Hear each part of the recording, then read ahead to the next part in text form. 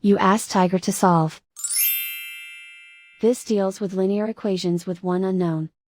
The final result is x equals -23. Let's solve it step by step. Simplify the expression. Group like terms. Simplify the arithmetic.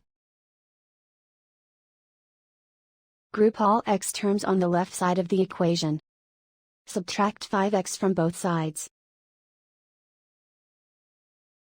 Group like terms. Simplify the arithmetic. Group like terms. Simplify the arithmetic. Group all constants on the right side of the equation. Subtract 3 from both sides.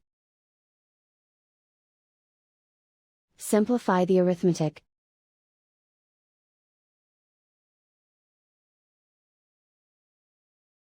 And so the final result is x equals -23.